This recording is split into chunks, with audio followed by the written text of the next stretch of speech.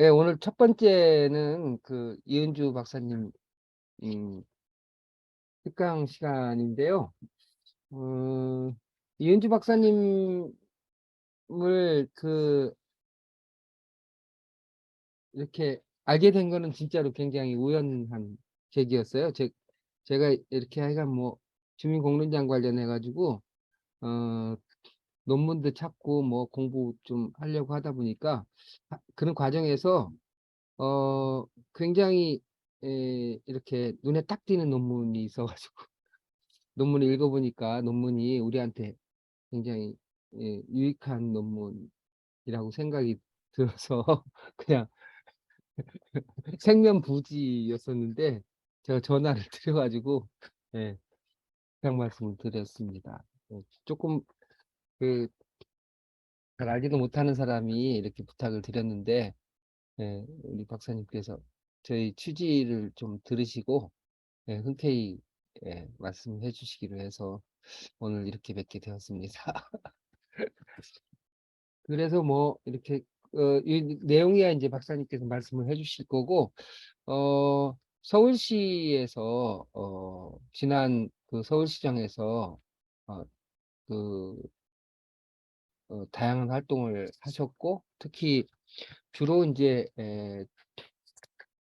로컬 플러스 협치 연구소의 소장으로 계셨습니다. 그런데 이제 우리가 뭐 전국적인 그 상황이기도 하지만 예, 모든 것이 없어지는 상황이잖아요.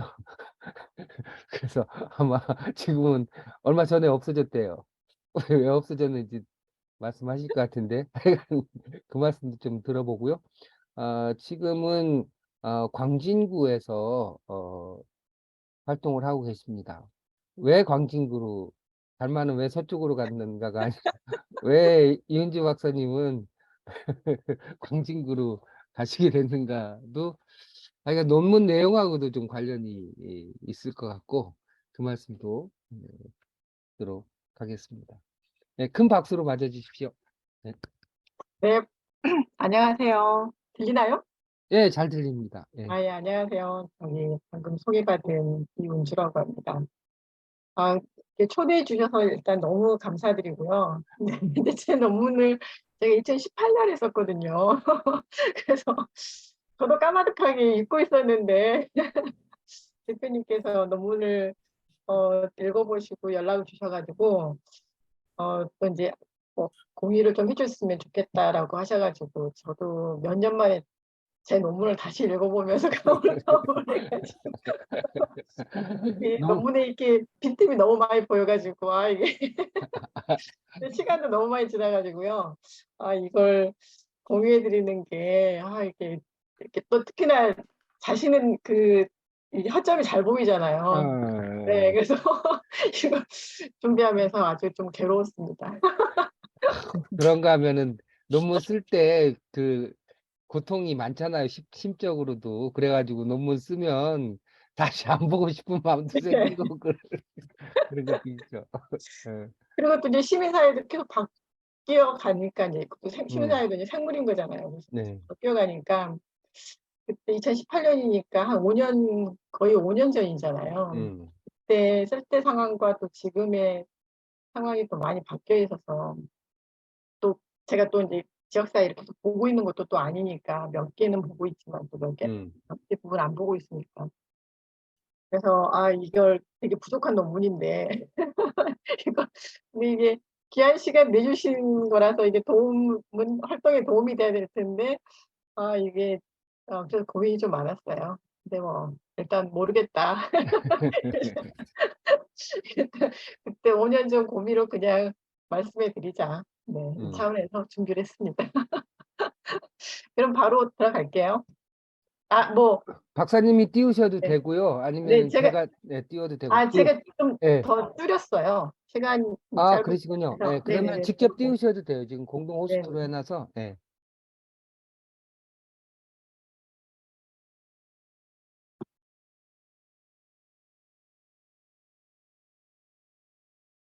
네, 보이신가요?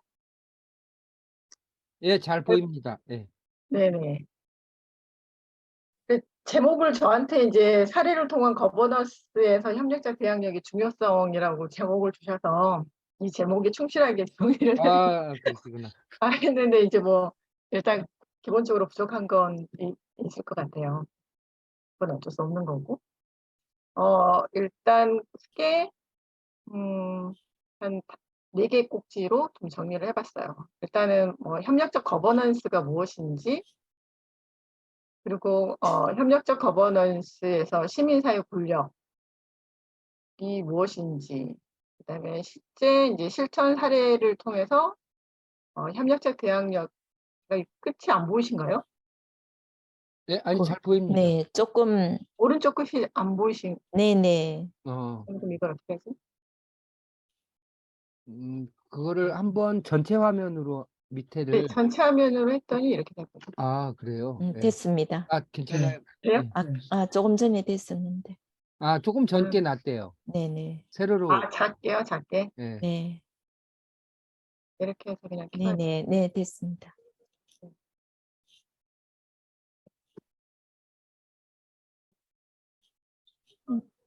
그래서 크게 이제 구성 이야기를 한 4개 꼭지로 해서 그래서 실천 사례를 통해서 본 협력적 대항력의 구성 요소가 어떻게 되는지, 그다음에 이제 마지막으로는 거버넌스의 대응 전략과 협력적 대항력의 형태, 이렇게 이제 4가지로 나눠서 정리를 해봤습니다. 일단 협력적 거버넌스란 무엇인가? 이제 우리가 흔히 그냥 협치라고 이야기를 하잖아요. 근데 이제 일반적으로 뭐 정의할 때는 뭐 다 알고 계시겠죠. 그러니까 협력적 거버넌스는 이제 행정이 단독으로 문제 해결을 하는데 이제 한계가 있어서 특정 문제와 관련해서 다양한 이해 당사자들이 참여해서 수평적으로 대등한 관계를 통해 이제 문제를 해결하는 방식이 이제 협력적 거버넌스인데, 이건 이제 이걸로는 솔직히 현실적인, 그래서 도대체 협력적 거버넌스가 뭐 어쩐다는 거야라는 부분에 대해서는 솔직히 이 정의에서는 찾기가 힘들잖아요.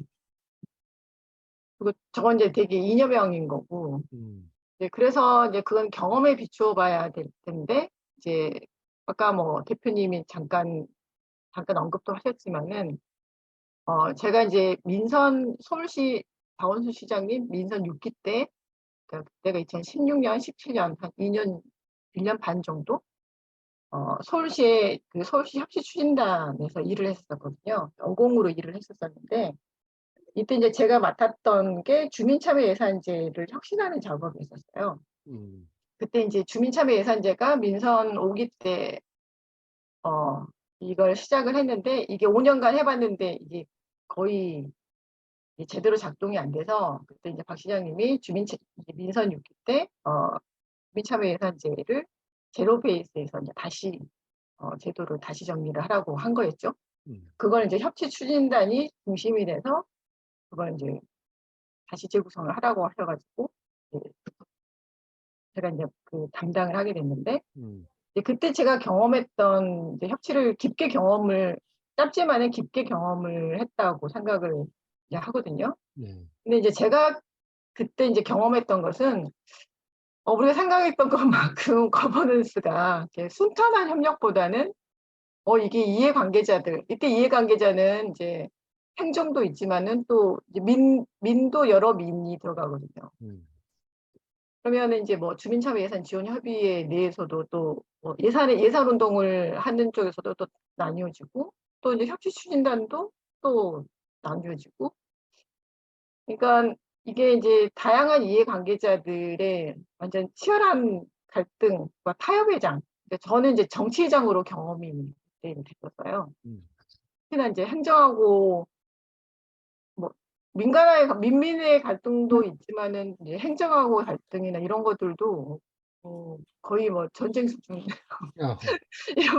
이런 식으로 경험을 해가지고 앞 뒤통수 맞는 건 뭐 거의 일 문제고 막 이래가지고 이거 정신을 바짝 차리고 거의 뭐 전투하다시피 이제 했었거든요. 그러면서 이제 추진단을 그만두고 도대체 이 협치가 무엇일까라는 부분을 좀 자기 정리가 일단 좀 필요했었어요. 우리가 협치를 하는데 왜 하는지, 도대체 협치가 무엇인지. 그러면서 제가 이제 박사 논문을 이제 쓰러 들어갔거든요. 음. 그러면서 이제 이 거버넌스를 좀 더 깊게 들여다보는 연구들을 찾게 됐고, 그랬었을 때 이제 거버넌스에 대해서 이제 제가 경험했던 것처럼 정치회장으로 거버넌스를 바라보는 그런 이론적 자원들이 있었죠. 국내 연구도 있고 국외 연구도 있고. 근데 이제 국내 연구에 있어서는 이제 거버넌스는 기본적으로 운동이 제도화되면서 작동을 하잖아요. 네. 그러면은 이제 여성 운동이라든지 환경 운동 이 거버넌스가 되게 활발했고, 그다음에 그 거버넌스의 참여 경험을 객관화하는 연구들이 좀 있더라고요. 그래서 이제 여성 운동 같은 경우에는 이제 김은경 씨가 이 여성 운동의 거버넌스 참여 경험을 이제 객관적으로 연구를 했는데, 이제 여기서도 이제 당연히 이제 운동이 제도화되면서 이제 제기되는 문제가 이제 진보성이 약화되는 이 부분에 대해서 이제 제도화 문제를 제기를 하는데, 이제 이분은 그 제도화 자체가 문제라기보다는 여성 운동이 이제 국가 참여에 대한 거버넌스의 전략 없이, 운동 차원에서의 전략 없이 그냥 개개인들이 사적 네트워크로 들어가서 그런 정치 세력에 붙임에 의존을 했기 때문에 문제인 거지, 이 제도화 자체의 문제라고 보기는 좀 어렵다. 그리고 이제 그런 이제 비슷한 이제 그 분석들이었었죠. 또 주민참여 예산도 이제 거버넌스 경험이 많이 있었잖아요. 네. 그것도 이제 마찬가지로 이 기존 관료 체계에 개입하는 것은 매우 긴장 관계를 전제하는 것이니까 끊임없는 갈등이 촉발되는 건 당연한 거고, 거기에서 이제 거버넌스의 변화를 견인할 수 있는 시민사회의 역량 강화, 관료제에 대항하는 시민사회 거버넌스 전략 모색이 중요하다, 이런 이야기를 했고, 정교시도 이제 환경운동 속에서 환경 거버넌스의 경험을 통해서 마찬가지로 그런 이제 시민사회 진영의 곤dung 강화 전략을 통해서 거버넌스를 민주화를 해야 된다. 그다음에 뭐 조처밀 쌤 같은 경우에는 이제 독일과 스웨덴의 민주적 거버넌스 운영 사례를 분석하면서 여기도 마찬가지로 좋은 모델과 제도만으로는 거버넌스가 제대로 작동되기는 힘들다. 그래서 그걸 추동하는 고유의 정치적, 사회적 힘과 기제가 필요한데, 그게 이제 나라마다 다를 수 있다는 거예요. 독일은 그게 이제 정당 정치였다면 스웨덴은 그게 이제 시민사회였고, 어찌됐든 이런 이 정당 정치와 시민사회가 거버넌스를 추동하는 힘과 기제였는데, 그럼 이제 우리 한국 사회는 무엇이어야 되는가, 이런 질문들을 해야 된다라고. 그다음에 이제 외국 연구들도 마찬가지였어요. 마르코 기훈이는 국가와 사회운동 세력이 같은 목적 달성을 위해서 협력을 하지만은 양자 간의 힘이 불균형하기 때문에 완전한 입장의 일치인 합의에 이르는 경우는 거의 뭐 드물고, 그래서 운동 세력이 실제적으로는 갈등과 협력이라는 양가 전략을 이용한다. 봤고요. 그다음에 뭐 힐러리 웨인라이트 같은 경우는 여기도 마찬가지로 좋은 제도나 규범 설계만으로는 거버넌스가 실질적으로 작동되기 힘들다. 그래서 이를 추동하는 민주적 교섭력이나 민주적 대항 권력 같은 정치 사회적 힘이 필요하다. 이게 중요하다. 그다음에 비버 같은 경우에는 특히나 거버넌스에 대한 해석주의적 접근, 그러니까 자기 내러티브가 필요하다. 거버넌스.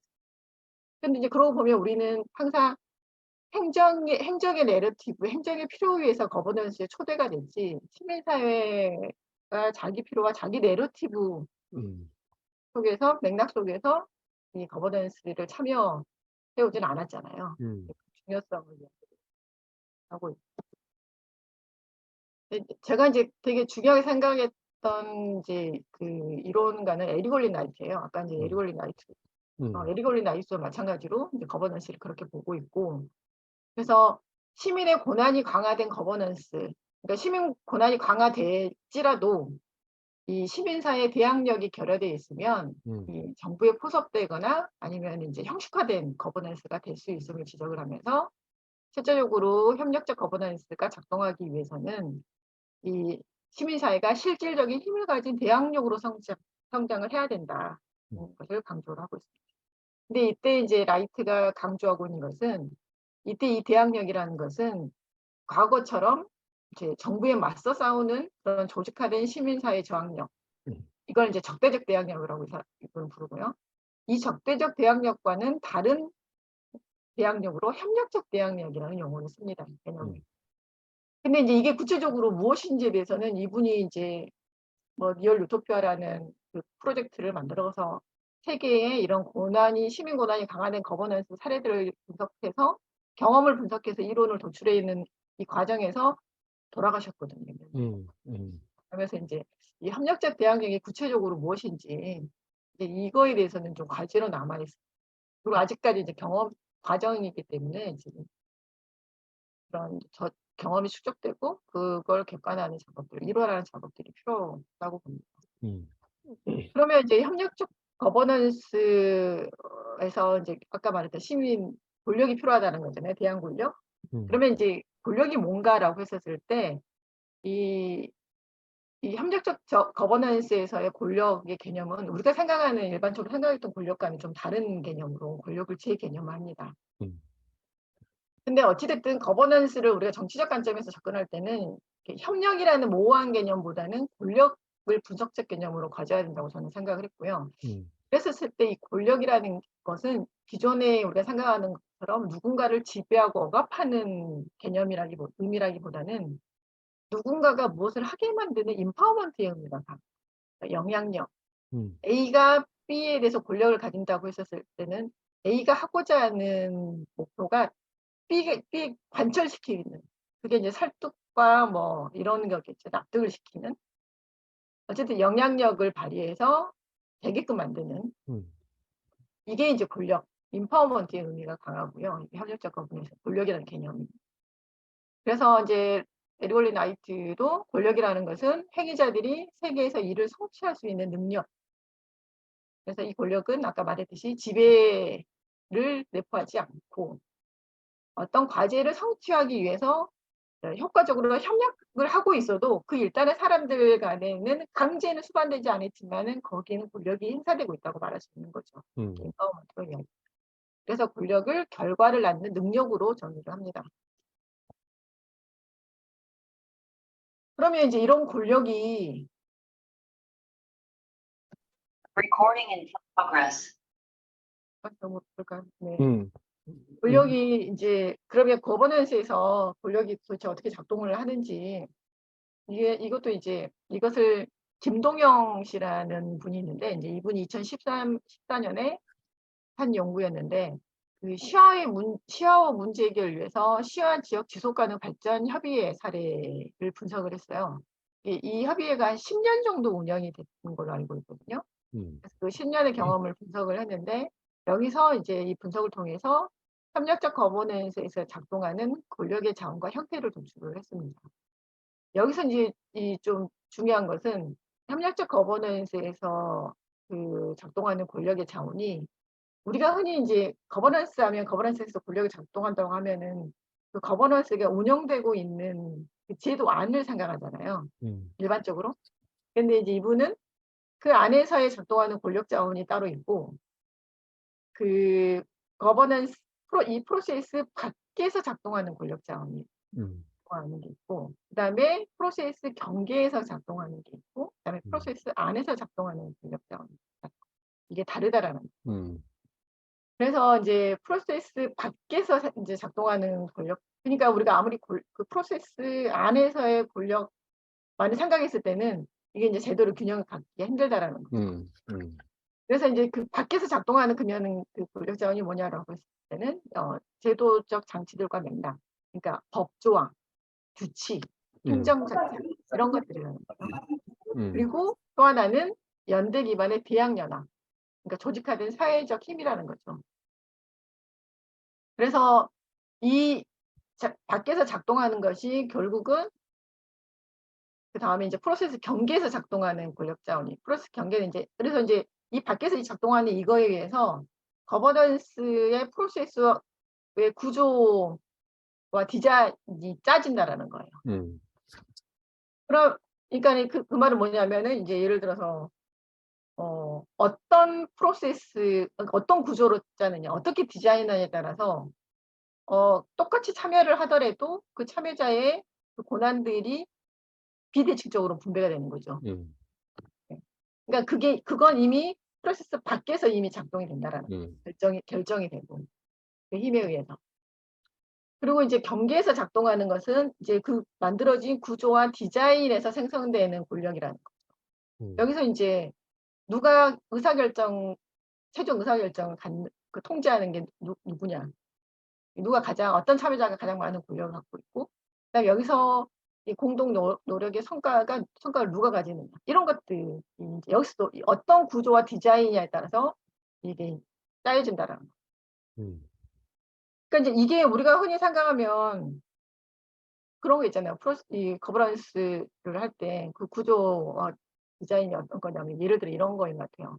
저도 이제 그 경험에 비춰보면 이미 그 구조를 짤 때 어떤 의제를 다룰 수 의제가 정해지고 그다음에 참여자의 범위가 정해지잖아요. 음. 그다음에 시간 일정이 정해지잖아요. 일정을 누가 정하느냐. 음. 네. 우리가 이제 항상 이야기하는 게 거버넌스를 하면서 자치도 마찬가지고 자치 경영을 하면서 이제 한계에 많이 부딪히는 게 가장 많은 한계에 부딪히는 게 시간이 행정의 시간이라고. 이 현장의 시간이 아니라 행정의 시간. 그리고 모든 것들을 다 양보하게 만드는 건 시간이 없다. 언제까지 마감이다. 여기까지 끝내야 된다. 이런. 맞아요. 그러니까 누구의 시간이냐. 그러니까 이미 여기서 정해져 버린다. 여기서 아무리 싸워봤자 이미. 그렇지. 예. 그리고 이제 최종 결제 라인이 어떻게 갖고 가느냐. 이렇게 다 정해도 나중에 뭐 국장, 시장 결정을 받아야 된다. 그러면 여기서 결정했던 그렇지. 게 별도로. 이루어지는. 네. 이런 게 이미 여기서 작동된다는 거죠. 근데 이제 이걸 결정하는 것은 아까 말했던 프로세스 밖에 있는 아까 힘, 그 제도적 배경과 그다음에 사회적 힘, 이 힘이 얼마만큼 누가 그 힘을 더 갖고 있느냐, 영향을 갖고 있느냐에 따라서 이게 달라진다는 거. 그 다음은 이제 프로세스 내부에서 작동하는 권력점. 이거는 이제 완전 수기에 들어간 걸로 생각을 하면 되죠. 이때는 이제 개인 역량인 거죠. 분석적 능력, 전문성, 그다음에 지역 지식 이런 것들 얼마나 갖고 있는지 이런 것들에 따라서. 네. 그래서 이제 이렇게 작동을 하고 있고요. 그래서 이런 거버넌스에서의 이제 그러면 시민사회의 힘이 필요한데 그걸 이제 협력적 대항력이라고 이제 에리골리 나이트는 정의를 하고 있습니다. 그러면 이제 대항력이란 무엇이냐라고 했었을 때는 이제 뭐 그냥 사전 일반적으로 우리가 이야기하는 게 우월한 지위에 있는 기존 행위자의 권력적 이점을 상쇄시키고 나아가 중화시키기 위한 다양한 형태의 메커니즘이라고 대항력을 말한다면 이 정부와 시민사회가 공동으로 문제 해결하는 이런 협력적 거버넌스에서 필요한 시민사회의 대항력은 아까 말씀드렸듯이 이제 기존의 그 적대관계 때 요구되는 대항력과 역량이 다른데 우리가 흔히 이제 대항력 하면 이게 일반적이죠. 적대적 대항력이 일반적이죠. 그건 우리가 쉽게 생각하면 90년대, 뭐 2000년대까지의 이제 그 시민단체들이 했던 그 힘들을 생각하면 되는데 그게 뭐 참여연대나 경실련 같은 이제 종합형 추천형 운동 단체들의 활동 방식과 역량 생각하면 될 것 같아요. 비판과 감시, 부정의 프레임, 그리고 이제 성명서, 이슈 파이팅, 캠페인, 모니터링 이런 것들에 필요한 그런 능력이라면 이 협력 관계에서의 대항력은 그것보다는 프로그램 이행 능력, 전문성, 지역 분석력 이런 것들이 필요한데 그래서 이건 라이트가 적대적 대항력과 비교 속에서 협력적 대항력에 대한 이해를 이제 더 높여주는 건데 이제 우리 차이. 그러니까 적대적 대항력은 정치적 규모에서도 국가 단위 정책의 의사결정에 대항하는 것이 적합한 거라면 협력적 대항력은 행정의 도전과 같은 지역 수준의 의사결정, 지방 정부의 어떤 정책 실행 이런 데 있어서 의사결정 이런 데 있어서의 이제 대항하는 그런 규모. 그래서 그 에리골리 라이트가 협력적 대항력의 적대적 대항력에서 협력적 대항력으로 전환하기가 되게 힘든데 이걸 가장 잘 전환되는 게 지역 시민단체, 그러니까는 적대적 이런 그 대항력을 가졌던 지역 단위의 시민단체가 협력자 대항력으로서의 전환이 가장 잘 된다라고 이야기를 하고 있습니다. 그래서 이 규모가 이 정치적 규모가 이렇게 지역 수준이라는 거죠. 그다음에 조직의 능력도 아까 말씀드렸듯이 이렇게 차이가 있고, 그러니까 적대 대항력은 폭넓은 대중동원의 능력, 정보 제공 이런 거라면 여기는 실제적으로 실행이라든지 실행력이나 이런 것들도 필요한 그런 지역 지식과 전문성, 분석적 능력이 필요하고 인지 프레임도 달라요. 적대 대항력은 적과 나를 정확히 구분하고요. 그다음에 직접적이고 간단한 정책 솔루션을 처방하고 끝나요. 정책 제안, 우리가 흔히 말하는 정책 제안하고 끝나는 거죠. 근데 이제 협력적 대항력에서 필요한 것은 실질적으로 같이 대립되는 당사자들 간의 지속적인 협력에 의존하는 실제 그런 것들을 같이 해 나가는 이런 데 필요한 인지 프레임이라는 거죠. 그래서 또 적과 나가 그렇게 명확히 구분되지 않고 좀 상호 인정, 상호 필요를 인정하고 이런 감사 이런 것들 이제 이걸 뭐 예를 들어 김도경 시간에 더 자세하게 좀 써놨는데요. 네, 이렇게 이제 차이가 있다라는 거. 그러면 이 협력자 대항력이 적대적 대항력과 다르다라는 건 알겠는데 그러면 어떻게 이걸 구성하는 요소들은 무엇인가? 다른 부분이 이제 있는데 네. 이건 이제 제가 논문에서 실제 이제 사례들을 분석을 해서 구성을 해봤었는데요. 제 논문에서는 세계 자치구만 했었는데 그 이후에 제가 로컬 플러스 협치 연구소를 하면서 현장들을 더 들여다보면서 5개 아니 6개 자치구 9개였던가 뭐 아무튼 그 자치구를 이제 더 넓혀가지고 연구를 했었었는데요. 이때 이제 그 사업이 뭐였냐면 서울시에서 자치구 단위의 협치 정책을 본격화하면서 시민사회 이제 본격화하려고 했었을 때 지역 시민사회에서 요구사항이 뭐였었냐면요. 이 협치라는 것은 힘의 균형인데 지금 시민사회가 민의 힘이 불균형인데 어떻게 협치를 지금 전면화를 하느냐. 그래서 그걸 하려면 이 협치에 대응할 수 있는 시민사회의 시민력을 강화할 수 있게끔 지원 사업을 해라라고 해서 지역 시민사회의 시민력을 강화를 지원하는 사업을 3년 한시 사업으로 지원을 했었어요. 그래서 그 3년의 경험을 분석을 했던 거겠죠. 그래서 이 3년간 총 9개 자치구에서 중간에 뭐 포기한 자치구도 있고 해서 최종적으로 제가 5개인가 6개인가를 자치구로 분석을 했었는데 이때 공통적으로 시민력을 강화하기 위해서 했던 여러 활동들을 분석을 해보니 공통적으로 7가지 요소가 나왔어요.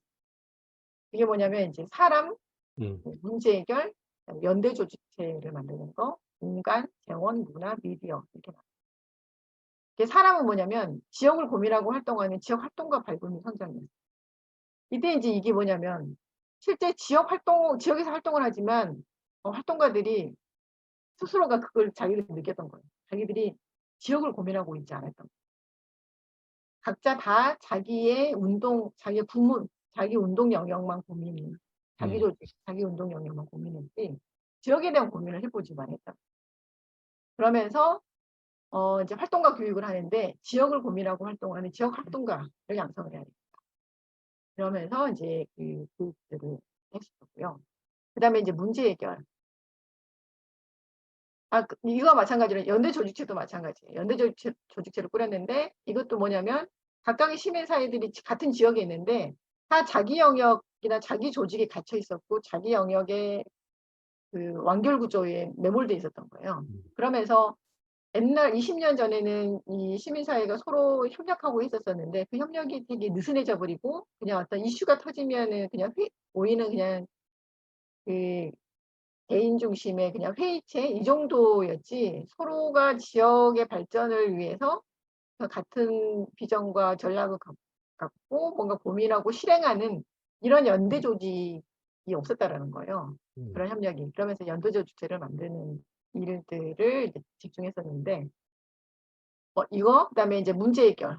시민사회가, 지역 시민사회가 기본적으로 지역사회 문제 해결을 하는 거니까 이것을 위한 다양한 활동들을 했는데, 특히나 이 문제 해결을 하는 방식이 지역별로 차이가 있었어요. 뭐 비슷하게 있지만은 더 강화되는 것들이 민민협력을 통해 가지고 문제를 해결하는 데가 있는가 하면, 시민정치 활동을 정치 세력화를 해서 문제 해결을 하려고 하는 데가 있고, 그다음에 민간협치를 더 강화시켜가지고 문제 해결하려고 하는, 그 지역사회의 역사성하고 관련된 거요. 이렇게 있었고요. 그다음에 공간. 이건 뭐냐면 같이 활동가들이 같이 협업할 수 있는 공간도 거점 공간도 필요하지만, 또 이제 그동안 우리가 그런 여러 이제 주민 참여 정책들이 이제 계속 많이 이제 활성화되면서, 그다음에 또 운동도 발전하면서 시민사회 생태계가 이제 형성이 됐잖아요. 다양한 조직들이, 다양한 주체들이 등장을 하게 됐잖아요. 예전에는 운동단체 중심의 시민사회였다면 지난 한 10년에서 20년 사이에 이제 많이 바뀌었는데, 그래서 이제 일반 시민, 그냥 개인 활동가, 1인 활동가 이런 활동가도 많이 늘어나게 됐고, 이렇기 때문에 이런 같이 시민들과 함께 활동할 수 있는 거점 공간 조성을 또 집중을 하게 돼요. 그다음에가 이제 또 하나는 이제 재원, 그러니까 지속 가능할 수 있는, 이 활동을 지속 가능할 수 있는 정책 자원에만 꼭 의존하지 않는 그런 이제 자산을 조성하는 거. 그다음에 지역 시민 사회를 하나로 묶어주는 그런 공동체 문화 규범, 이런 것들이 이제 많이 약화돼 버렸기 때문에 이런 문화를 만드는 거, 그다음에 더 많은 시민들과 소통과 참여를 이끄는 미디어, 이런 활동들을 공통적으로 하게 됐습니다. 근데 이제 이게 영국의 노퀄리티가 제시하는 커뮤니티의 힘의 원천과 매우 유사했어요. 이렇게 이제 비교를 해보면 이러는 거고요. 근데 이제 특이한 점은 노퀄리티가 제시하는 커뮤니티 힘의 온천에서는 시민 정치 요소는 빠져 있더라고요.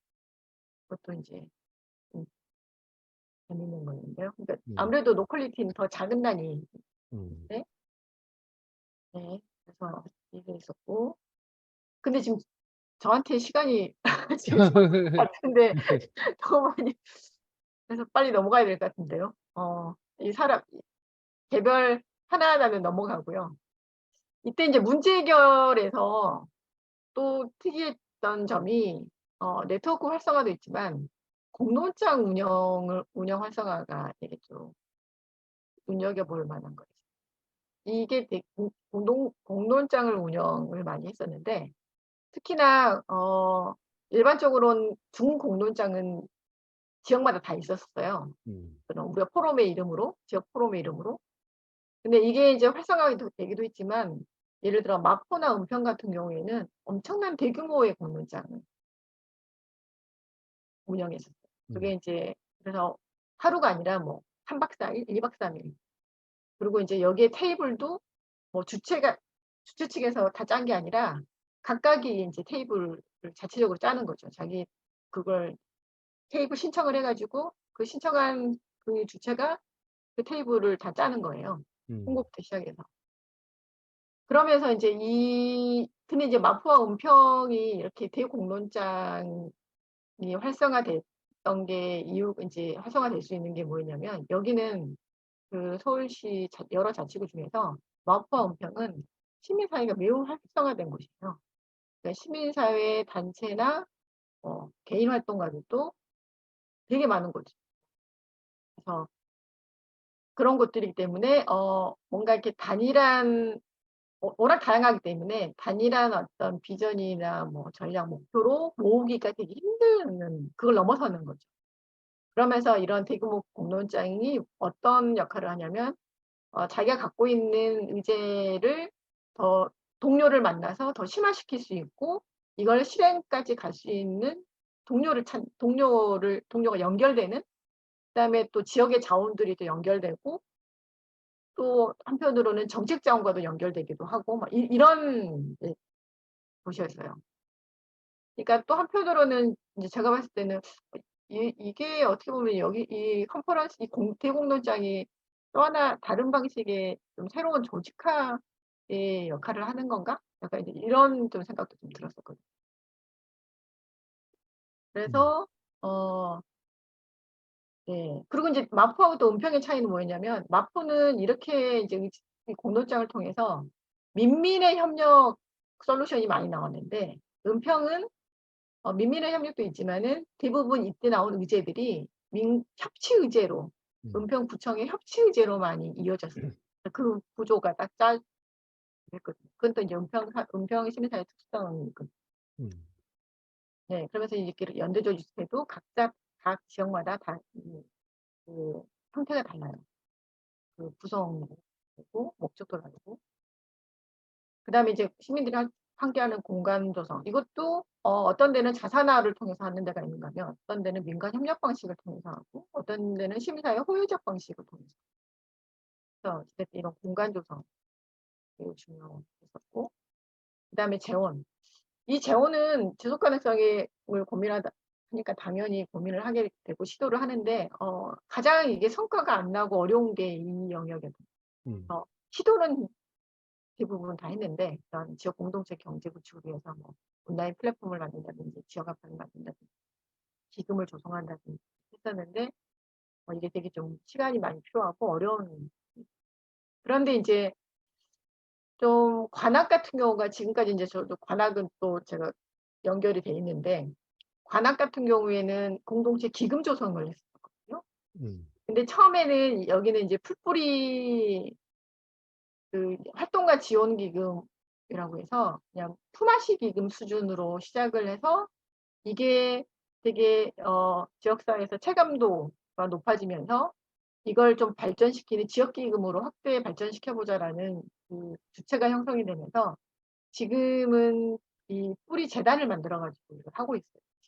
지금까지 이어서 하고 있고, 네. 그래서 이어지고 있는 곳들도 있습니다. 다른 것들도 이어지고는 있지만은, 그다음에 이제 이런 문화를 만드는 공통적으로 다 어떻게 뭘 했었냐면요. 시민사회가 신년회하고 송년회를 함께하는 걸 정량화했어요. 이건 그래서 이런 연례 행사를 만드는 거죠, 공동. 여기서 좀 더 나아간 곳은 활동가 계도 만들기도 하고 이런 것들도 있어. 품앗이도 있어. 이런 것들을 이제 만들어 호의와 이런 호의 문화를 만들어 갔고. 그다음에 이제 마지막으로 소통. 네, 그리고 이제 이제 이런 요소들이 그러면 이제 어떻게 이런 요소들을 통해 가지고 이 거버넌스의 전략을 결정을 하는데 이게 이제 그 지역사회, 시민사회의 역사성과 그다음에 이제 구정부하고의 관계의 역사가 어떠냐에 따라서 이 대응 전략이 달라지고 그 대응 전략에 따라서 대응 전략이 협력적 대항력이라고 볼 수 있거든요. 그래서 이 협력적 대항력이 다양한 형태를 갖게 되더라고요. 그걸 제가 이제 광진, 은평,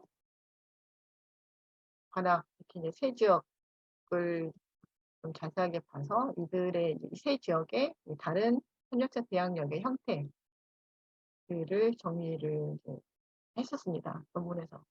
근데 지금 시간이 50분이어가지고 이걸 네. 그래서 이 대항력의 형태가 그 시민사회의 지역 시민사회의 운동적 지향과 같이 운동의 역사, 그다음에 축적된 자원, 그때는 이제 사회적 자본의 특성인 거죠. 이거에 따라 전략 유형이 다르게 나타나는데, 그래서 그게 이제 예를 들어 뭐 결사의 형태가 정치적 결사이냐, 경제적 결사이냐에 따라서, 그다음에 결사가 강한 결사이냐, 아니면 느슨한 결사이냐 이런 거에 따라서 이제 대항력 형태가 달라지기도 하고요. 또 하나의 중요한 요소는 그 지역 시민사회가 국가와 시민사회의 관계를 어떻게 보느냐로 많은 영향을 미쳤던 것 같아요. 운동과 제도를 또 어떻게 바라보느냐, 어떻게 바라보고 관계 설정하느냐. 그게 이제 관악과 광진구는 국가와 시민사회가 분리되어 있는 것으로 사고를 하고, 시민사회가 국가의 변화를 이끌어내야 한다는 것에는 공통적인 시각을 갖고 있지만 또 더 디테일하게 들어가보면 관악은 여전히 비판과 감시, 때로는 또 협력을 통해서 이 국가와의 관계를 적극적으로 설정은 하지만 비판과 이 감시, 견제를 유지를 해야 된다라는. 그래서 이제 저는 이걸 경쟁적 관계로 봤거든요. 그런 다음에 이제 예를 들어 광진구는 똑같이 국가 시민사회를 분리되고 보고 서로 그 관계에 대한 긴장이 있지만은 광진구는 그런다고 해서 그 국가 정부를 변화시키려고 하기보다는 오히려 그냥 시민사회가 자립적으로 문제를 해결해서 그 경험과 사례를 통해서 국가를 변화시키는 우회 전략의 형태를 띄었고요. 은평은 이제 두 지역에 비해서 국가와 시민사회 경계를 가장 유연하게 사고요. 그래서 공공자원, 정책과 제도를 적극적으로 활용을 해야 돼요. 적극적으로 해서 지역사회 문제를 해결하는 이 전략. 그래서 저는 이제 공생적 전략으로 보고 있습니다. 그래서 아까 말했던 문제 해결 활동에 있어서 세 지역이 차이가 나요. 관악은 시민 정치 학교라든지 이런 시민 정치력을 강화시키는데 활동을 집중했었고요. 광진은 민민 네트워크를 활성화시키는 거, 더 강한 결사를 만드는 거, 이거에 더 집중했고, 은평은 민간 협치력 강화, 거버넌스에 대해서 엄청 강화를 시켰어요. 그래서 근데 이제 이건 고착되기보다는 또 이 형태는 달라질 수 있겠죠. 그래서 이건 유연한 전략 전술로 보는. 참고로 이제 제가 거버넌스에서 다양성 이거 말하려고 했는데 이거 생략하고 그냥 읽어보시면 돼요. 네. 시간이 많이 지났네요. 네. 아닙니다. 이게 좀 길어가지고 그러면 네, 여기까지입니다. 아, 아이고, 짧게. 말씀 잘 들었습니다. 아, 이게 참, 아까 민간과 행정 간의 그 시간을 둔 관점의 차이, 생각의 차이도 말씀하셨는데, 이건 저희들이, 아이고, 오늘 이 말씀을 좀 충분히 듣고 이렇게 하면 좋을 텐데, 어쨌든, 또 다른 기회에 훨씬 더 많은 말씀은 들을 기회가 있을 거라고 생각하고요. 여러분, 어떠셨나요? 조금 용어라든가 이런 것이 우리 활동하면서 사용했던 용어보다는 훨씬 더 포괄적이어서 좀 내용 이해하는데 조금 어려움이 있는 분들도 계시고, 그런가 하면 조금 이렇게 학문적으로 관심 있는 분들은 잘 이해가 가셨을 것 같은데, 근데 이제 이은주 박사님 논문이 저는 굉장히 의미가 있다고 생각한 이유가, 저는 박사님이 실제로 서울시에서 주민자치 관련된 활동, 주민참여 예산 관련된 활동을 실제로 하시면서 느꼈었던 점들, 그다음에 또 이렇게 지역 사례를 여러 물론 서울시 내의 사례지만 지역 사례를 이렇게 정리를 하시는데, 그거를 그냥 문서로만 정리하신 게 아니고 계속 그쪽에 있는 관계자들하고 커뮤니케이션 하시면서 내용을 구성했기 때문에 다른 논문에 비해서 상당히 현실에 기반한 연구였었다고 볼 수가 있는 거고요. 그다음에 이제 우리가 그냥 이렇게 활동하면서 이럴 때 어떡하지라고 하는 생각을 그런 고민들 다들 하잖아요. 근데 이제 여러 가지 사례가 갖는 특징을 이제 이렇게 에, 내용을 구체적으로 들여다보면서 그거를 이렇게 몇 개의 범주로 나누어서 말씀을 하심으로써 현재 우리가 각자가 하고 있는 활동이 안고 있는 문제라든지 과제라든지 향후 방향을 이렇게 구성하는 데 도움이 될 수 있는 그런 내용들이라고 저는 봤습니다. 근데 굉장히 우연치 않게 우리 공론 포럼 단톡방이 있는데 오늘 하여간 제가 페이스북에 글을 하나 이렇게 그 협치에 관해서 글 하나 올렸는데 하여간 그게 우리 단톡방에서 그냥 굉장히 논의가 많았어요.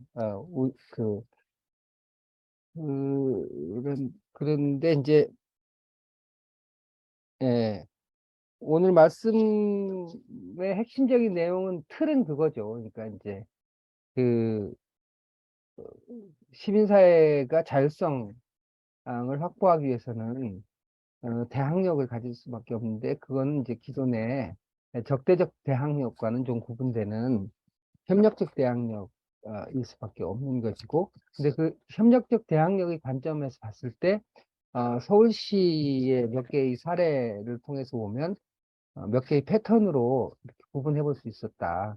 그래서 경쟁적 대항력, 선택적 대항력, 공생적 대항력으로 대체로 그 범주가 구분이 될 수 있고, 그 다음에 이제 그 각각에 따라서 이렇게 그 선택하는 전략이 행정기관과의 관계 전략일 수도 있고 또 주민 내에서의 활동 전략일 수도 있는데 각각의 특징이 존재하더라 이제 그런 말씀이죠. 이걸 조금 확대해서 보면 우리가 지역에 우리 여기 운영위원들도 경남에서 오신 분도 계시고 또 광주에서 오신 분도 계시고 또 강원도에서 오신 분도 계시고 또 서울이나 인천에서 또 충청도에서 오신 분들도 계시잖아요. 그러면 이게 조건이 굉장히 다르죠. 이게 뭐 정치 세력이 지금 누구냐라고 하는 조금 중범위에서 뿐만 아니라 이렇게 시민 사회의 배경 과 정치적인 측면에서도 굉장히 큰 차이가 있어요. 그건 뭐 가서 보면 바로 느낄 수 있습니다. 예. 그런 상황에서 우리가 시민 역량을 어떻게 강화할 것이냐, 또 그 시민사회 내부에서 관계를 어떻게 설정하고 또 행정과 관계를 어떻게 설정할 것이냐라고 하는 측면에서 굉장히 시사하는 바가 크다 이렇게 이제 볼 수가 있습니다.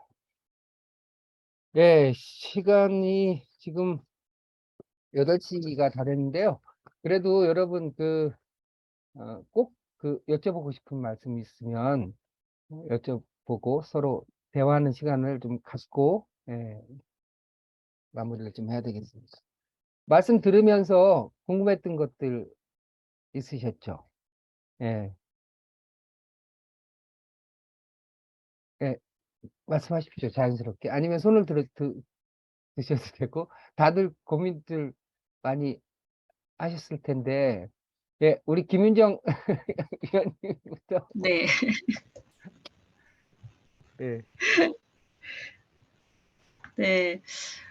일단 너무 딱 지금 시점에서 생각을 정리하는데 너무 적절한 이야기를 해주셔서 네, 벌써 이렇게 막 하나 가득 뭔가가 막 그러셨구나.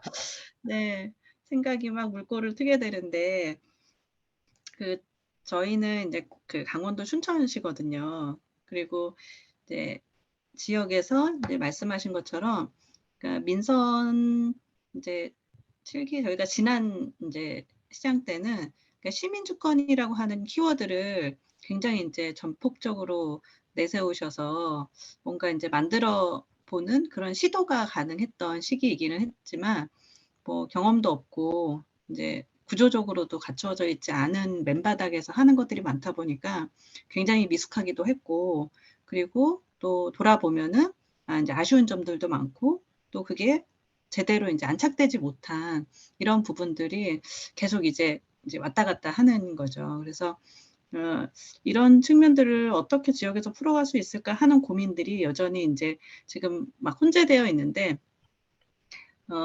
말씀하신 것 중에 춘천도 마찬가지로 시민사회에서의 어떤 그 힘이라고 하는 것이 그러니까 활동력에 너무 의존하는데 그 활동력도 이제 시간이 가면서 그냥 연대의 의미를 두는 정도?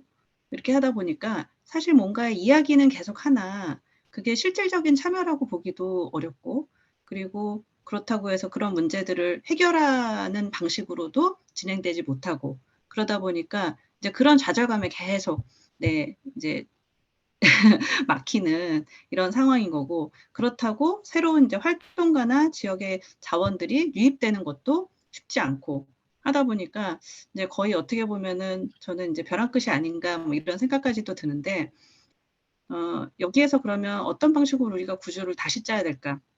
그리고 이전처럼 시민들에게 뭔가 자유롭게 해봐요라고 하는 이런 판이 아니라면, 그러면 저희는 시민들이 아예 판을 다시 짜야 되는 거 아닌가, 이제 이런 고민들을 하고 있는데, 이제 말씀해 주신 거에서 실행력이라고 하는 부분들이 굉장히 많이 와닿았어요. 그래서 이제 시민단체들이 기존에는 운동 중심으로만 하고 이제 이슈 중심으로만 계속 뭐 성명서를 내거나 비판을 하거나 뭐 이제 캠페인을 하거나 이제 이런 부분들이 지금도 지속이 되고 있지만, 어떻게 보면 그것도 우리가 기존에 해왔고 이 정도 목소리는 내야지 하는 정도의 명분에서 그냥 끝나는 것 같다라는 느낌이 계속 들었어요.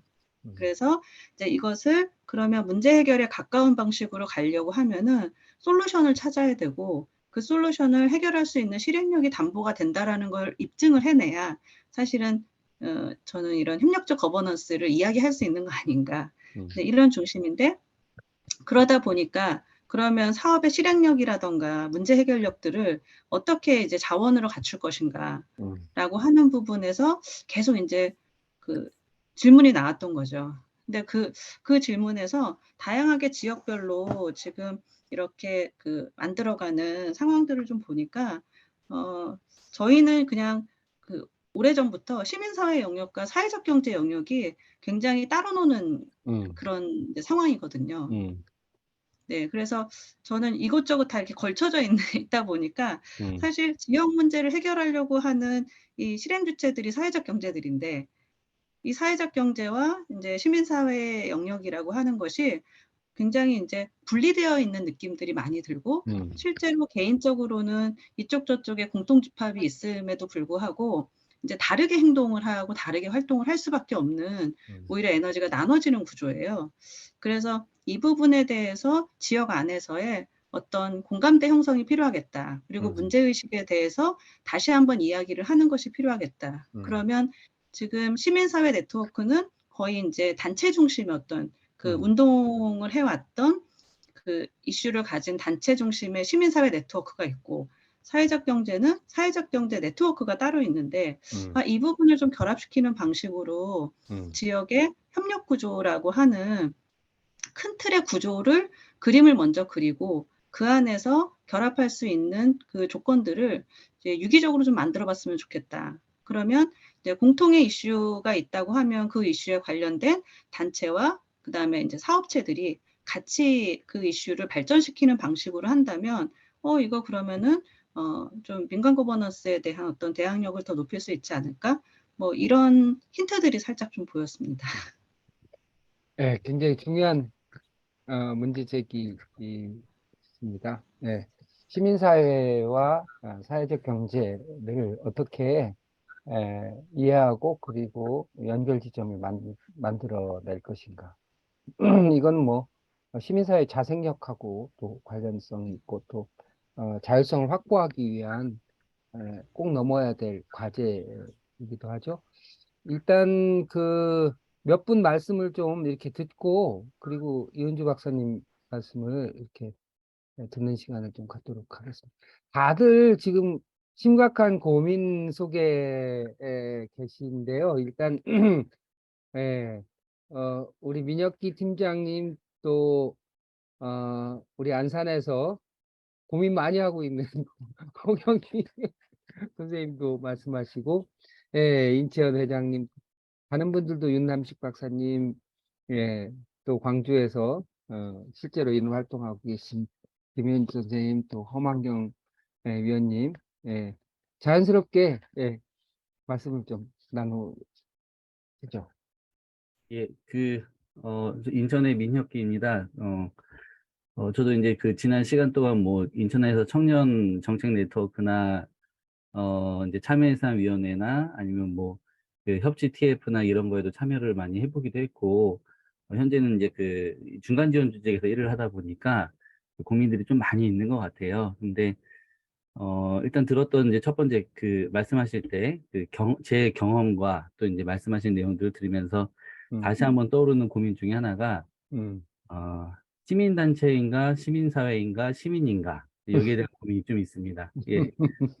그래서 이 경쟁적 거버넌스든 협력적 거버넌스든 거기에 주체로서 등장해야 되는 사람들이 소위 시민사회라고 이야기는 하지만 일반적으로는 시민단체에서 대거 참여를 하시는 것 같고 그때 이제 성숙 혹은 성장해야 되는 시민들은 어디에 있는가라는 고민들이 사실 많이 있어요. 예. 이게 이제 첫 번째 좀 고민이고 두 번째는 시민력 혹은 시민성 등등 해갖고 단연간 계속 이야기가 되어 왔었던 것 같아요. 그리고 이런 이제 시민들의 어떤 그 시민력을 강화시키기 위한 뭐 다양한 뭐 이렇게 프로그램도 운영되고 뭐 시도들이 많이 있었는데 실제로 시민력이 강화가 되었는가에 대한 좀 이 비판적인 고민들이 한 차례 좀 있으면 좋겠다라는 바람이 있습니다. 그래서 이런 지점에 대해서 혹시 이제 이은주 선생님께서는 어떻게 생각하시는지 이제 지난 서울에서나 아니면 현재 이제 보고 계신 광진구 쪽에 대해서 실질적으로 시민성이 혹은 시민력이 강화되었다고 볼 수 있을까? 그러면 여전히 그 협력적 대응이 가능한 구조로 이 시민들을 바라볼 수 있을까? 이제 여기에 대한 고민들이 예, 한번 좀 여쭤보고 싶습니다. 예. 제 생각에는 아직은 이게 이제 시민의 문제, 일방의 시민의 문제는 아니겠지만 그리고 행정의 문제도 여전히 많이 있고 정치의 문제도 여전히 있는데 이 안에서 협력적 대응 혹은 협력적 거버넌스가 온전히 만들어질 수 있는가 혹은 교수님께도 그런 말씀을 많이 들었었는데 오히려 시민들은 포섭되어 가는 거 아닌가라는 분들이 사실 많거든요. 예. 그래서 이런 지점들에 대한 좀 해석이나 평가들도 좀 부탁드리고 싶습니다. 예, 종합적인 아까 우리 김인정 의원님 질문 포함해서 종합적인 부분에 관해서는 아주 말씀을 좀 해주시고 일단 여러분들 많이 궁금해하시고 또 요즘에 많이 질문하는 서울시 10년은 실제 시민의 측면에서 볼 때 시민력이 강화됐다고 볼 수 있는가? 라고 하는 것과 관련해서 간단하게 좀 먼저 말씀을 좀 해주시고 질문을 이어가도록 하겠습니다. 어려운 질문이죠. 매우 어려운 그냥 비단 서울시만이 아니고 맞아요. 우리 사회 전반이 민주정부 들어서서 이런 참여 정책과 시민사회를 지원을 많이 했는데 이제 성과에 대한 성찰에서 누구나 스스로한테도 던지는 질문, 그렇죠. 스스로한테 던지면서 너무 또 가슴 아픈. 그래서 근데 이제 제가 이제 연구를 하다 보면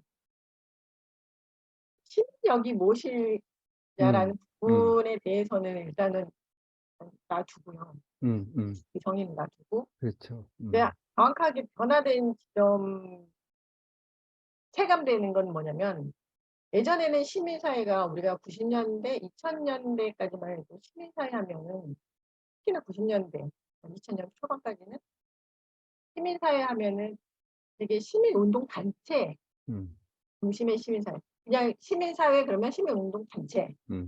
이게 이제 거의 같은 말이었잖아요. 그렇죠.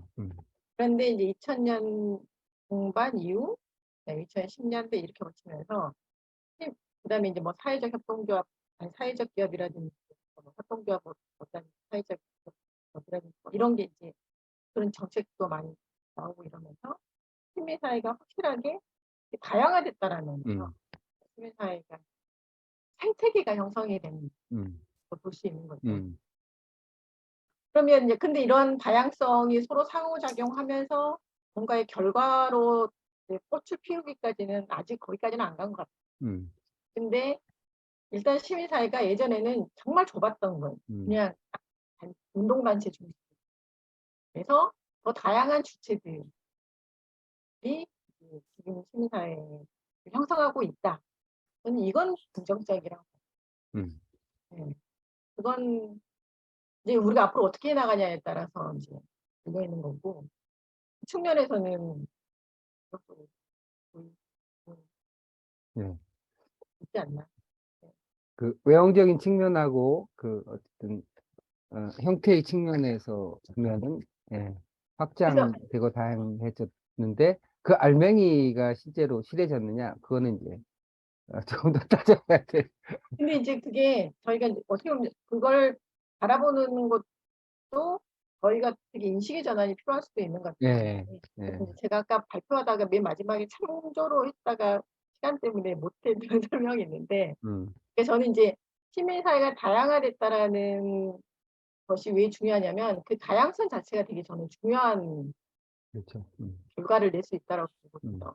그게 이제 제가 그 참 나중에 이제 저희가 어차피 이거 공유해 드릴 테니까 뒤에 그 보면 이게 다양성이 왜 중요하냐면 어떤 조직에서든 조직도 그렇고 시민사회도 그렇고 그 시민사회나 뭐 공동체나 그 조직이 지속 가능하고 건강하려면 다양한 주체가 있어야 된다고 이야기를 하고 있어요. 그게 이제 루이시노 브린이라고 분이라고 시민경제학자, 이탈리아의 시민경제학자가 있는데 이분이 이제 상업성 이론을 얘기하면 이분이 이제 그걸 게임 이론을 통해서 이제 밝혀냈었는데 예를 들어 이제 예를 들어 우리가 말하는 시민단체처럼 무조건 퍼주는 유형 있잖아요.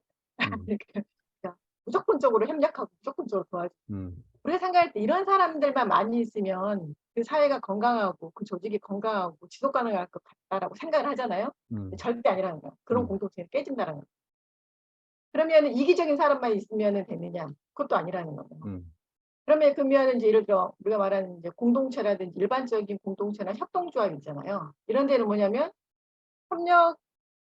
나서서 협력을 하지만 자기들 공동체 내에서 하잖아요. 그러니까 그게 이제 간등 공동체나 협동조합이 갖는 폐쇄성을 이야기하는, 한계를 이야기하는 그 지점을 이야기하죠. 그러니까 협동조합은 자기 내에서는 되게 잘 되고 협력이 잘 될지라도 또 그게 지속 가능하지 않고 그게 갖고 있는 또 한계는 그 협동조합 자기 공동 조직을 벗어나는 사람들한테까지는 미치지 못한다는 거예요.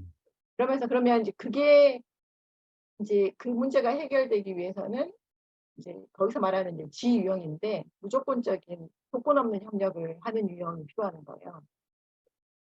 이제 어찌됐든 이제 그걸 역학적으로 풀어내는데 저는 이제 그래서 그런 이 다양성이라는 것 자체가 갖고 있는 힘, 아직 지금은 이제 이게 싹을 펴고 꽃을 못 피웠지만 그 씨가 뿌려졌다라는 것 자체는 적극적으로 볼 수 있다. 긍정적인 신호다 가치가 이렇게 있다. 말씀. 예. 예, 또 다른 분들 조금 더 말씀을 하시고 우리 이은주 박사님 정리 말씀을 좀 듣도록 하겠습니다. 예, 자연스럽게 우리 지금 당진도 여러 가지 새로운 진통 속에 있고, 다른 분들 자연스럽게 질문을 좀 해주시고요. 예.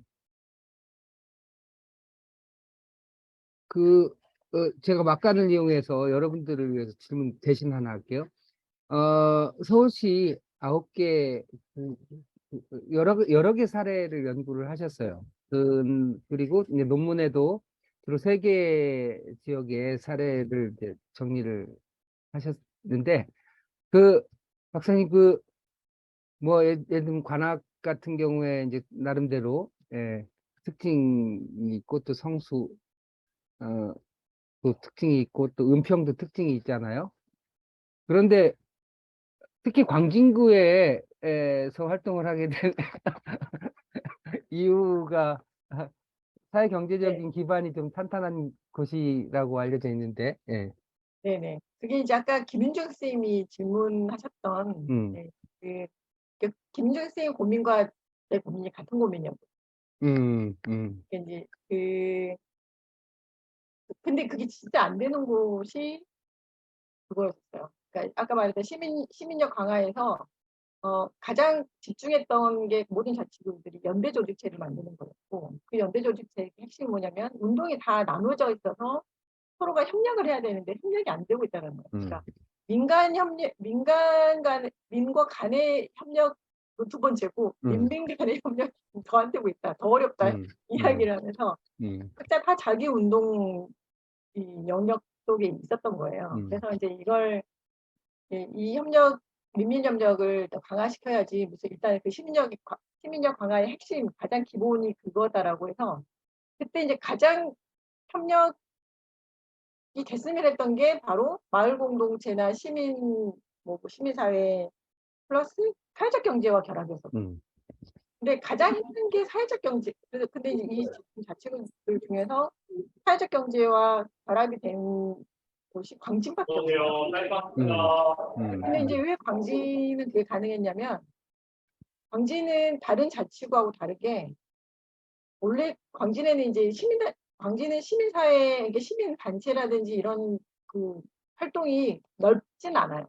넓진 않는데 되게 좁은데 그 광진에는 광진주민연대라는 대표적인 시민단체가 있어요. 딱 광진에는 그 단체, 광진주민연대라는 그 단체만이 유일하게 상근자가 있는 단체.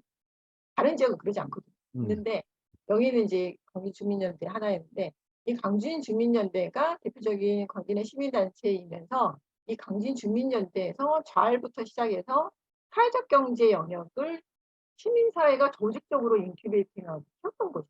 그러니까 당연히 광진은 시민사회와 사회적 경제가 결합이 돼 있어요. 그래서 이제 그러다 보니까 아까 말했던 이제 선택적 대항력이라는 게 가능하죠. 근데 이제 저는 이제 그래서 이 둘의 결합, 그러니까 시민사회와 사회적 경제의 결합, 왜냐하면 또 사회적 경제가 갖고 있는 취약점을 또 시민단체가 보완해 줄 수 있는 게 있거든요. 아까 그 협력의 방식에 있어서의 그러니까 지위형, 자비위형 같은 거라든지. 그다음에 이제 또 하나는 저는 이 둘이 더 가까워지는 제도로 우리가 되게 중요한 제도가 바뀐 제도가 사회적 협동조합이 생겼어요. 그러니까 예전에 협동조합의 한계가 있어요. 자기 조직 내 협력, 자기 조합원의 이익에 갇혀 있다면, 그래서 이제 지역사회의 관심이라든지 이 부분까지로 넘어오기가 되게 힘들었거든요. 근데 사회적 협동조합 제도가 생기면서 사회적 협동조합은 그 조직의 미션 자체가 지역사회를 고민을 해야 되고 거기에 그 구성이 다양한 이해관계자로 구성을 해야 돼요. 그 조직의 미션 자체가. 그러다 보니까는 예전에는 우리가 지역사회 문제, 공익적 문제를 활동을 하기 위해서 비영리 민간단체를 만들었다면 이제 그 자치구들 저희가 조사를 했거든요. 조직 현황을. 그랬더니 비영리 단체보다도 이제는 그런 공익 활동을 하기 위해서 사회적 협동조합을 만나는 거예요. 그다음에 비영리 단체들도 사회적 협동조합으로 바꿔가고 있어요. 그래서 이게 이제 또 이 제도가 어찌됐든 이게 이제 이 제도가 원래 이탈리아 사회적 경제 법이 있더라고요. 거기에서 이제 많이 이식되기도 했는데 어쨌든 여기에는 또 사회적 협동조합에는 자원봉사도 들어오게 있어요. 이게 주민의 참여가 가능한 거죠. 협동조합은 의사결정 구조. 그래서 어떻게 보면 또 이런 또 좋은 제도가 있고 그래서 이 둘이 어떻게 보면은 또 실제적으로 저희가 또 시민사회 조직 형태를 조사한 적이 있었는데 7개 자치구 하남권을 이렇게 바뀌어가고 있는 거예요. 그래서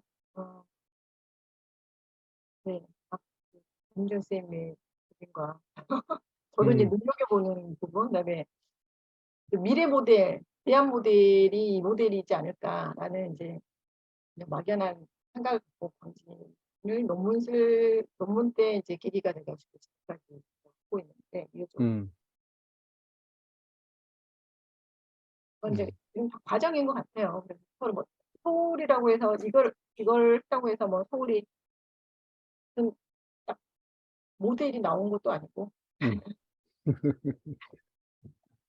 그래서 과정인 것 같고 서로 이제 서로의 경험들을 이렇게 공유하고 나누고 그러면서 현장 시험들을 하고 이런 게 이제 필요하지 않을까.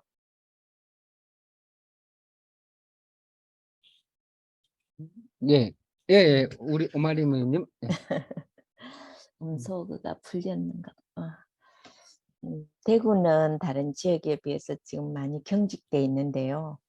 제가 살고 있는 동구는 한 10여 년 전부터 그냥 조금 전에 말씀하신 그 협동조합 사회적 경제가 그 나란히 어깨를 겨루면서 그 천여 명의 이제 조합원을 갖고 있는 그 협동조합에 저도 조합원이기도 한데요. 한 10여 년 동안 운영하면서 이게 사회적 협동조합으로 좀 변모해서 지역에 큰 역할도 하고 공동체 정신을 살리는데도 또 한 몫을 하고 있습니다. 근데 아까 말씀하신 민민의 협치 그 문제가 지금 몇 년 전부터 대두되기 시작해서 잘 하고 있던 협동조합이나 사회적 경제가 깨어지는 그런 데가 몇 군데 있습니다. 잘 되고 있으니까 기존에 이제 그 단체를 이루고 있던 분들이 조금 질투를 내기도 하고 또 방해를 하기도 하고 이래서 최근에도 한 10년간 운영되던 협동조합이 문을 닫는 곳이 한 군데 있었는데요. 이런 갈등의 문제가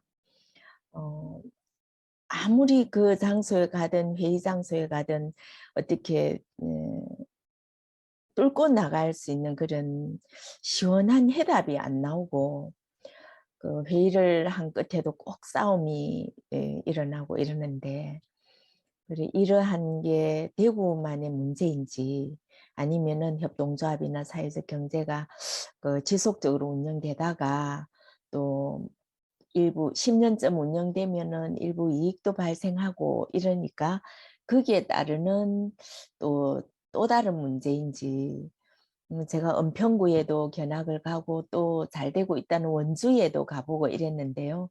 그 지역에는 그 지역 나름으로 또 오랫동안 쌓아온 노하우이기 때문에 그걸 그대로 동구에 가서 오기는 무리가 있고요.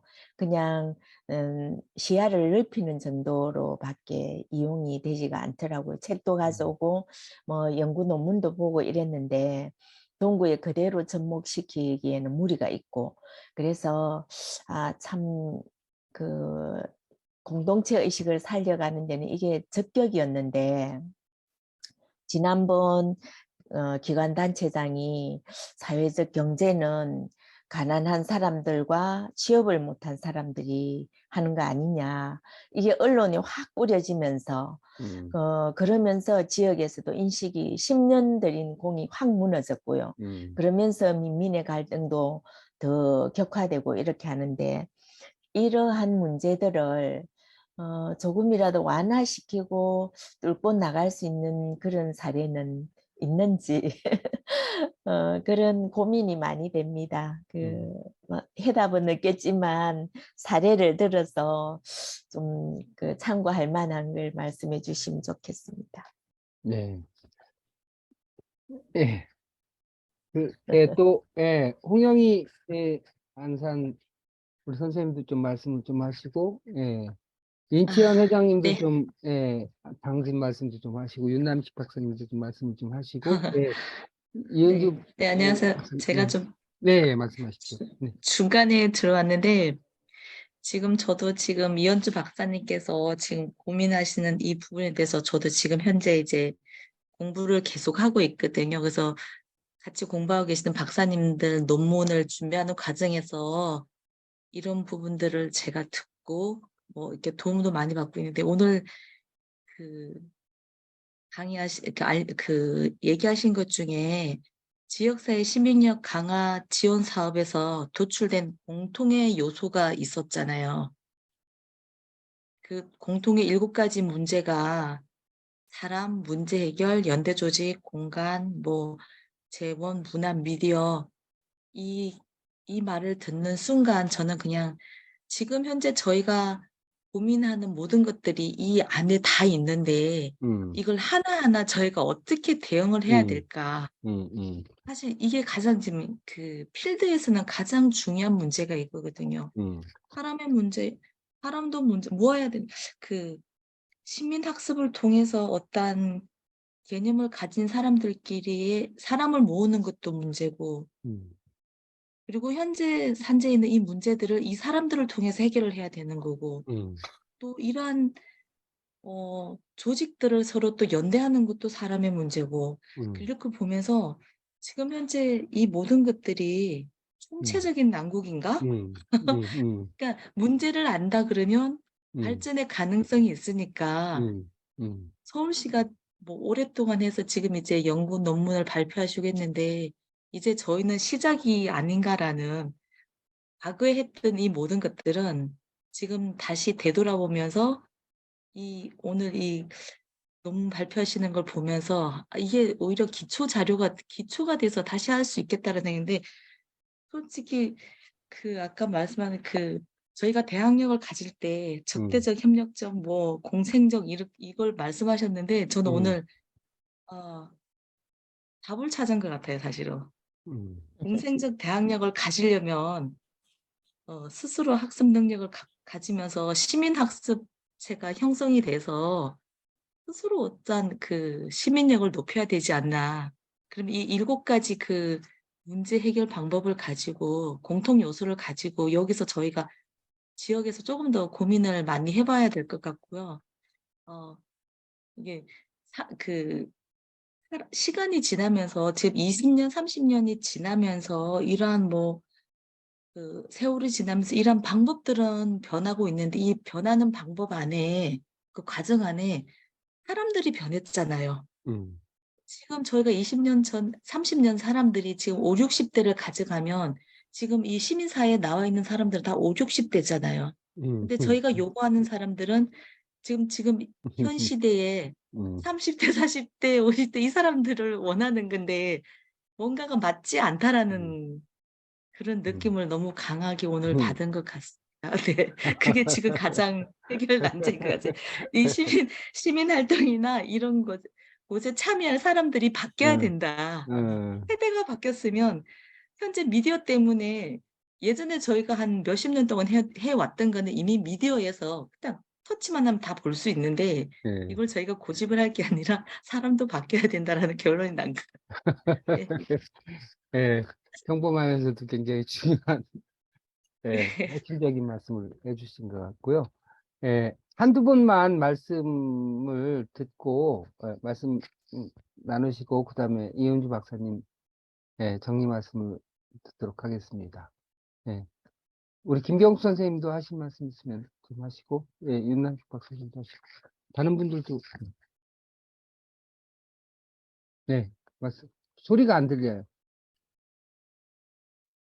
그 이은주 박사님 논문을 저희 단톡방에 올려놓고 그래서 읽어봤습니다. 다는 못 읽었지만은 상당 부분 읽었는데 저는 어떤 생각이 드냐면 저는 지역 활동을 직접 한 건 아니지만 그러니까 우리가 특히 이제 박원순 전 시장님의 시도는 한국사에서 굉장히 중요한 시도였다라는 것을 다시 한번 그 논문에서 확인을 했고요. 왜냐하면 그러니까 우리가 행정이라는 것을 가지고 있는 행정의 질서는 이 권위주의와 그 공공기관 행정의 질서는 동전의 양면과 같은 거기 때문에 행정을 잘 가르쳐서 민주화되게 한다는 것은 사실 어떻든 불가능한 얘기이기 때문에 그 부분을 저는 박원순 시장이 굉장히 예리한 관찰력으로 그걸 파악한 거고, 우리가 이제 권위주의 시대를 마감하고 평등하고 민주적인 시대로 가려면 그 행정이 그러니까 관료제가 갖고 있는 이 시스템을 대응할 수 있는 뭔가가 필요하다라는 어떻게 보면 결과론적인 어떤 박 시장의 지향점, 이상주의적인 생각을 가지고 상당히 과감한 실험을 한 시간이었다. 저는 이런 생각이 특히 이제 박사님 논문을 읽으면서 저는 느꼈는데 그러나 이제 또 한편으로는 그 우리 사회가 새로운 생각과 시도를 사회에 도입하는 방식이 굉장히 오래된 방식이 뭐냐면 엘리트들이 새로운 생각들을 외부에서 도입을 해와가지고 탑다운 방식으로 내려꽂는 방식으로 사회를 개혁을 하거든요. 그거는 수천 년 된 거예요.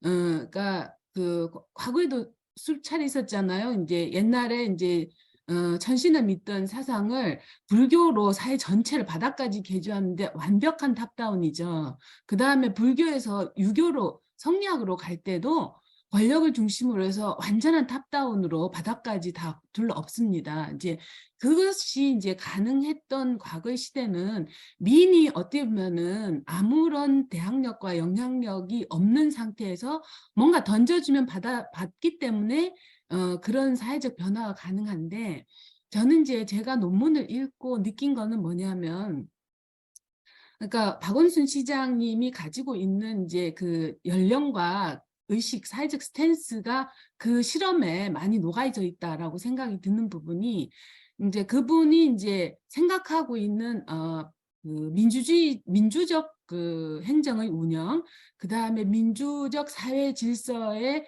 실행이라는 이런 이제 유토피아적인 목표를 가지고 계셨고 그 유토피아적인 목표를 당신이 그리고 있던 어떤 개념과 틀을 상당히 서울시라는 권력을 획득한 다음에 그거를 빠르게 탑다운 방식으로 그 진행을 함으로써 체계화될 수 있다라는 이런 생각을 가지셨던 것 같아요.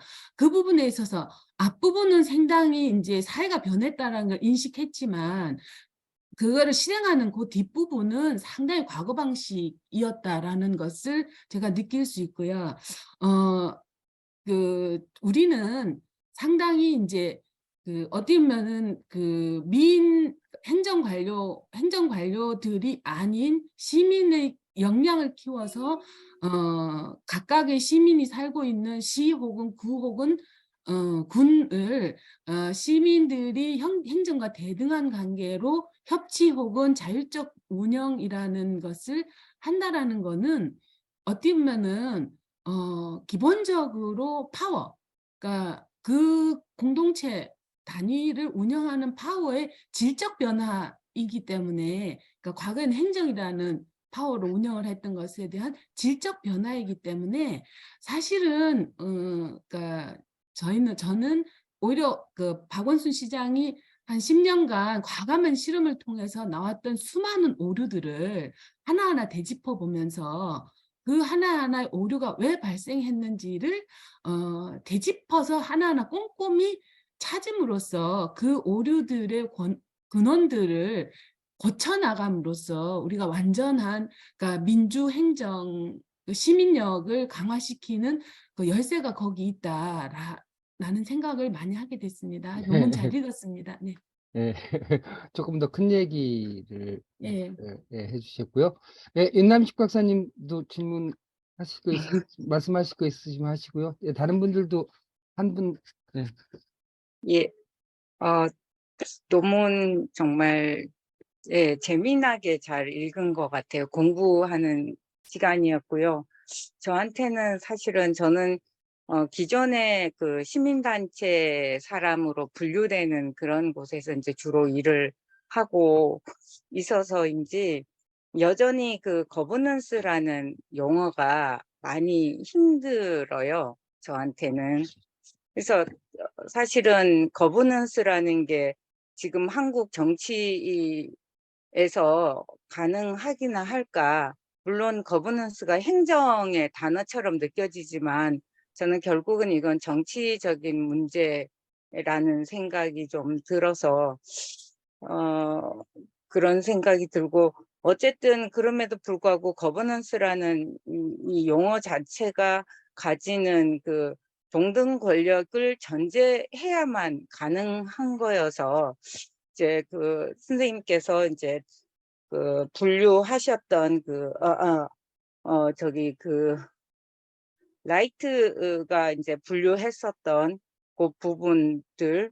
그래서 저는 협력적 또는 적대적 이런 부분이 어떻게 보면 그러니까 학문적인 분류로는 의미가 있겠지만 현실에서 이게 어떤 의미를 가질까라는 생각이 드는 거예요.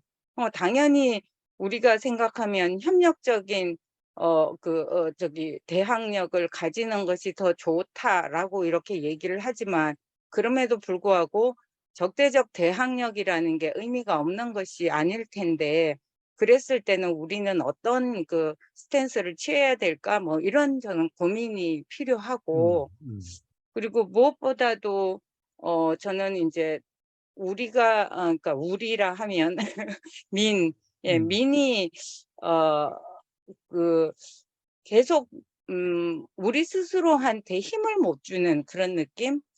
왜냐하면 이제 그 대항력을 가져야 된다라는 그런 부분에서 이제 그 협력적 대항력에서 필요한 것으로 이제 제시했던 게 지식 부분, 전문성, 분석적 능력 뭐 이런 것들이에요. 그래서 요새 이제 그 혁신이라는 이름이라든지 아니면 그러니까 그러니까 여러 가지 이제 새로운 그 운동의 물결이라고 해야 될까요? 그런 부분에서 많은 것들을 이렇게 요구하는 것 같아, 시민들한테. 시민력이라는 이름으로. 그러면 시민력은 도대체 뭐지? 아하. 시민력은 그러면 이런 능력들이 있어야만 시민력을 키우고, 이걸 바탕으로 우리가 대항력을 가질 수 있다는 건데, 그러면 우리가 이때까지 지역에서 쌓아왔던 그 시민이라는 이름은 아니지만 살아온 우리의 삶, 우리의 세계는 도대체 어떻게 그 지역성이라는 이름으로, 역사성이라는 이름으로 인정받고 주체적으로 이렇게 드러내야 될 것인가. 저는 이런 부분들이 자꾸 밀린다는 생각이 드는 거예요. 예. 그래서 이것이 이제 오히려 시민력으로 인정받는 게 필요한데, 우리에게 그런 부분에 대한, 새로운 것에 대한 자꾸 이렇게 습득을 이제 해야만 시민력을 가지는 것으로 이해하는 부분들, 요 부분은 저는 조금 고민이 돼야 되겠다라는 생각이 들고, 다양성 측면에서도 저는 이런 것들이 좀 더 넓게 고민돼야 되는 거고, 또 하나는 제가 이제 그 생각이 들었어요. 그러니까 방학천 그 사업에서 유해업소의 이제 부분들, 그 부분들을 했는데, 그 부분들에서 제가 예전 대학 다닐 때 이제 그 588이라든지 그쪽 이제 여성들과 이렇게 이제 보면서, 그러면 이 그 기존의 업에 종사하던 종사자들은 어디로 갔을까? 그 사람들은 시민인데 결국은 88 올림픽에서 이제 그 달동네 사람들이 서울 외곽으로 쫓겨난 것처럼 이분들도 쫓겨났다라는 생각이 순간 드는 거예요. 그러면 우리의 사업은 어떤 의미를 가지는 걸까? 예. 이래서 여러 가지로 조금 이 논문을 보면서 공부를 하면서도 여러 가지 생각이 좀 들어요. 예, 예, 그랬습니다. 예, 예, 굉장히 주저리 좀 말이 많았네요. 고맙습니다. 예, 예. 중요한, 어떻게 보면은 이제 철학적인 정리가 좀 필요한 문제이기도 한데, 우리가 시민력이라는 말을 결국은 그 행정국가를 전제한 용어가 아니냐 라고 하는 문제의식을 제기를 하신 것 같습니다. 예, 참, 지금 8시 40분인데 또 우리가 또 광주 광산 얘기도 들어야 돼서 참. 그렇게 합시다. 그 이은지 박사님, 우리 7월 22일 날 학예 워크숍 할 때 오셔서 좀 충분히 말씀을 좀 나눌 수 있는 기회를 또 한 번 주실 수 있으시겠어요? 네네. 이렇게 예, 이렇게 하기는 너무 좀 아쉽고, 예. 네. 예, 아니, 오늘 정리 말씀을 좀 해주시고, 다음번에, 예, 박사님 다시 한번 또 모시고, 예, 조금 더 깊게 얘기할 수 있는 시간을 갖도록 그렇게 해야 되겠습니다. 예, 박사님 좀 정리 말씀을 좀 부탁드립니다. 네, 제가 뭐 정리하기보다는 이제 나가는 나가기 전에 인사드리려고 했는데 지금 이제 말씀해 주신 게 저는 너무 이렇게 고맙고 반갑고 왜냐하면 같은 고민 음, 제가 했던 고민들을 음. 이제 저는 어찌됐든 좀 단절도 있기도 하고 한쪽으로 또 쏠려지는 부분이 있었는데 여전히 제가 제 논문은 문제 제기 정도 수준이었던 음, 거고 근데 이제 훨씬 더 발전된 고민들을 하고 계시고 그래서 같이 좀 그걸 그냥 누구나 지금 답을 다 갖고 있는 건 아니잖아요. 그러니까 현장에서 고군분투를 하고 있는데 그렇죠. 그때 좀 같이 그러면 이런 생각들을 갖고 있는 사람들을 만난다는 것도 되게 귀한 건데 같이 공부를 하면서 예, 예, 이 고민들을 좀 풀어가는 것도 되게 좋겠다. 그런 생각이 들었어요. 너무 저희 고민들 저희가 무슨 얘기했던 것보다 훨씬 더 네, 발전된 고민들을 하고 계시고 네. 그래가지고 더 오히려 이제 현장에서 더 나아가고 계실 텐데 각자 이제 아까 말씀하셨던 그런 부분을 저도 계속 갖고 있는 고민들이거든요. 음, 근데 이제 그걸 또 나누는 자리도 되게 어려운 것 같아요. 음.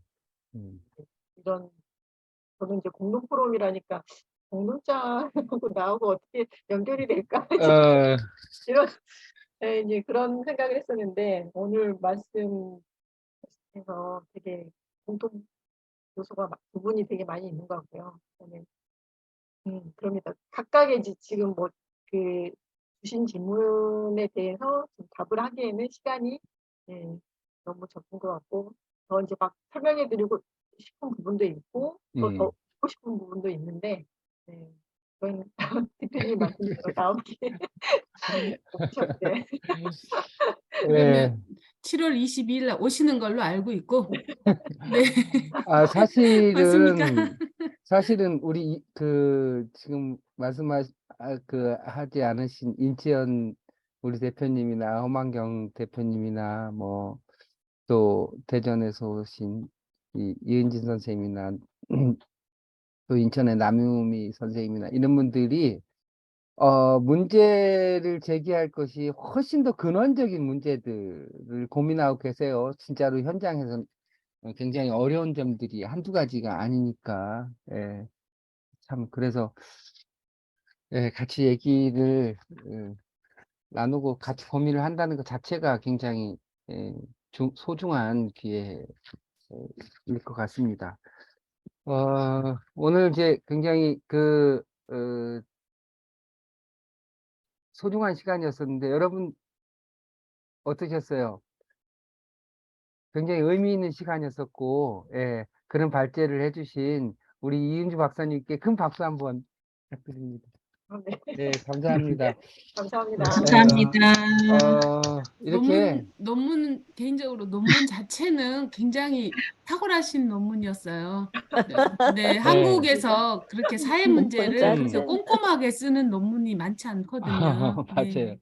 예, 역시 우리는 아직도 행정과 시민 간에 또는 주민 간에 이 새로운 관계 형성을 어떻게 해야 될지에 대한 가치나 철학을 형성해내야 될 단계로 접어드는 것 같고요. 또 우리 김윤정 위원님이나 다른 분들 말씀하신 것처럼 또 이렇게 각자 이렇게 문제 제기해왔던 시민사회 또 다양한 시민 간의 관계를 어떤 틀로 형성해 갈지에 대한 부분 역시도 우리한테 제대로 이렇게 확립된 내용이 없죠. 지금 다양한 실험들과 경험들이 존재하는데 이거를 어떻게 어, 이렇게 엮어낼 것인가, 어떤 가치를 그 안에서 도출할 것인가라고 하는